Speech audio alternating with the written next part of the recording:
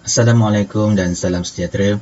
Bersama saya lagi, Cikgu Faizal dalam bab 9 tingkatan 3, cuaca angkasa lepas.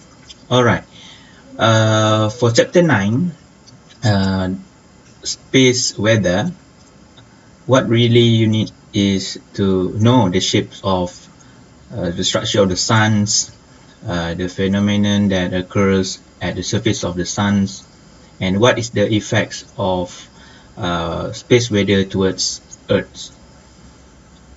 Okey, jadi cikgu telah menyediakan satu video untuk pembelajaran pada hari ini ya. Baik, kita terus kepada video tersebutlah. Right.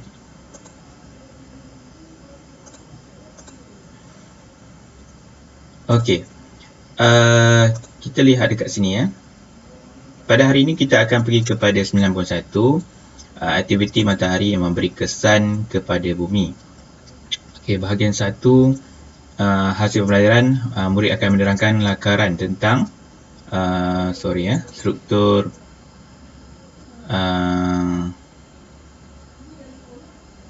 menerangkan dengan lakaran dan struktur dan fenomena berlaku di permukaan matahari. Yang penting adalah struktur. Kemudian matahari, kita lihat ke sini. Matahari merupakan sebuah bintang. Okey, matahari adalah satu sebuah bintang, cuma namanya adalah matahari. Berbola gas yang berkomposisi 71% hidrogen, 27% helium dan 2% unsur lain. Jadi kebanyakannya adalah hidrogen. Diameter matahari adalah sangat besar, 1,391,980 km. Diameter ini sangat besar. Jisimnya atau beratnya adalah sekitar 3,000 kali ganda lebih berat, 300,000 lebih berat daripada bumi. Jarak purata matahari dari bumi ialah lebih kurang 149 juta. Jadi sangat jauh dan dia lebih besar daripada bumi sebanyak 3,000 kali lebih berat. Bumi mengelilingi matahari ya. Itunya terjadinya siang dan malam. Okey, kalau anda lihat daripada skrin dekat depan ni, pergerakan bumi. Okey, tempoh masa cahaya matahari sampai ke bumi adalah 8 minit. Ya. Baik, kita lihat pada ciri-ciri yang lain. Matahari adalah berbola gas yang berbara. Tenaga dihasilkan daripada tindak balas pelakuran nukleus. Okey, yang kita tahu daripada hidrogen tadi, ya, dia nukleus ini adalah core dia dalam dia. Hidrogen yang 71% tu akan bertindak balas dan pelakuran itu ataupun fusion itu menghasilkan tindak balas yang membebaskan haba dan cahaya sepanjang masa tanpa henti ya. Suhu di teras ataupun di asas dia ada sangat panas ya. Okey, ini adalah keratan rentas bagi matahari. Kalau kita lihat strukturnya, okey, matahari punya keratan rentas beginilah ya. Sebenarnya ini hanyalah teori ya. Okey, struktur matahari ada terdiri pada 4 lapisan utama. Dia consists of 4 main layer. The primary layer is corona. Kemudian kita masuk ke dalam kromosfera, fotosfera, teras, zon radiasi dan zon perolakan. Okey. Tapi kalau anda lihat sini yang luas sekali, korona, kromosfera dan fotosfera adalah atmosfera matahari, manakala udara sekeliling matahari. Di permukaannya ada 3, korona, kromosfera, fotosfera. Korona, kromosfera dan fotosfera. Baik, kita tengok kepada teras ya. Di dalamnya, teras, lapisan yang paling dalam di pusat matahari, suhunya kira-kira 15 juta darjah Celsius, sedangkan 37 pun dah panas. Ini 15 juta. Tindak balas nuklear ataupun pelakuran nukleus berlaku di dalam teras sepanjang masa. Okey, menghasilkan tenaga dan haba yang sangat tinggi. Nah, pelakuran ini adalah fusion nukleus ya, antara hidrogen dengan hidrogen menghasilkan helium. Bersamaan 1000 bilion bom atom per second. Okey. Jadi tindak balas itu sama dengan 1000 bilion bom atom per second. Sangat panas, sangat bertenaga, so energetic. Okay, suhunya pun 15 juta. Jadi dalam teras tu sahaja sangat panas, hasil daripada pelakuran nukleus hidrogen yang menghasilkan helium. Baik, walaupun tenaga sangat besar dibebaskan, matahari tidak musnah. Kerana apa dia tak boleh habis? Diimbangi oleh tarikan graviti yang sangat tinggi, ya.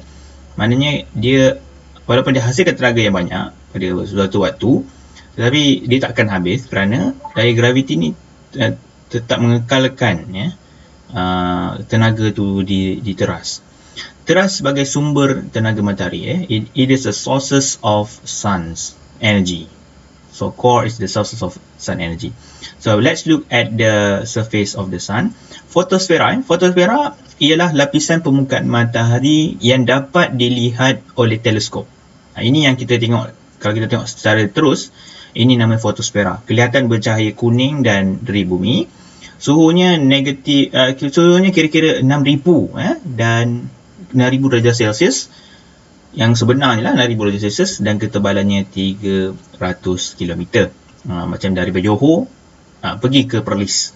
Itu dia punya ketebalan fotosfera ni. Terdiri daripada granul ataupun bijiran-bijiran ataupun getulan-getulan yang kelihatan berbutir dan bergelora. Kalau anda lihat dekat gambar dekat skrin ni, itulah fotosfera. Macam mana pula kromosfera? Okey, kromosfera ni lapisan di atas fotosfera. Di atas fotosfera. Okey, jadi sukar dilihat kerana ketumpatan gas yang rendah. Low density boleh dilihat semasa kejadian gerhana matahari, sun eclipse. Baru nampak itu adalah fotosfera, kromosfera. Sukar dilihat kerana dia punya lapisan ketumpatan rendah. Kelihatan satu lingkaran merah sekeliling bulan semasa gerhana matahari. Warna merah boleh dihasilkan oleh gas pada suhu tinggi. Okey, warna merah dihasilkan oleh gas hidrogen pada suhu tinggi. Baik, kita lihat seterusnya. Corona. Corona adalah lapisan matahari paling luar. The outer layer of the sun we call corona. Okey. Lapisan matahari paling luar memanjang sehingga berjuta kilometer, bersuhu kira-kira lebih sejuk lagi lah, tapi taklah begitu sejuk berbanding dengan lapisan lain, 1 juta darjah Celsius, membentuk lingkaran putih kebiru-biruan. Okey, zon radiasi. Kita bercakap mengenai zon radiasi, ya. Okey, zon radiasi ni terdiri daripada bahagian lapisan di antara teras dan zon perolakan. Zon radiasi terletak di antara teras dan zon perolakan. Tenaga daripada teras bergerak menerusi zon radiasi dalam bentuk radiasi elektromagnet atau dikenali sebagai foton. Kedalaman zon radiasi adalah antara 200,000 sehingga 515,000 kilometer. So dekat situ kalau anda lihat ada anak panah warna merah tu, itu adalah zon radiasi. Ada gelombang elektromagnet ataupun dikenali sebagai foton. Dia ada tenaga. Dia adalah lapisan di antara teras dan juga zon perolakan. Okey, zon perolakan, Zon perolakan ini selepas zon radiasi, zon perolakan, lapisan matahari di antara zon radiasi dan fotosfera. Fotosfera tadi terdiri daripada plasma, iaitu gas yang boleh mengkonduksi elektrik. Zon perolakan ni zon yang boleh mengalirkan arus elektrik. Kedalamannya ialah 200 km hingga ke fotosfera. Sangat jauh dalam. Tenaga daripada zon radiasi dalam bentuk foton akan bergerak dalam bentuk pusaran di sini. Anda tengok tak? Dia macam elipsik tu, atau pergerakan putaran tu, yang kita panggil sebagai zon perolakan. Perolakan maksudnya pergerakan gas secara kitaran. Okey, aliran tenaga yang bergerak secara berpusat membentuk sel-sel perolakan seperti perolakan haba di dalam air yang sedang mendidih. Ini maksud perolakan ataupun convection dalam bahasa Inggerisnya. Perolakan haba ni adalah bagaimana haba itu bergerak daripada satu kawasan yang panas kepada kawasan yang sejuk. Dalam bumbung contohnya. Ini adalah salah satu contoh lain. Perolakan sebagai air mendidih. Perolakan di zon perolakan. Anda rasa panas dia kat udara tu. Tenaga-tenaga dihasilkan tidak balas nuklear. Pelakuran nuklear. Hasil pada pelakuran hidrogen tadi. Zon radiasi, tenaga bergerak dalam radiasi elektromagnet foton.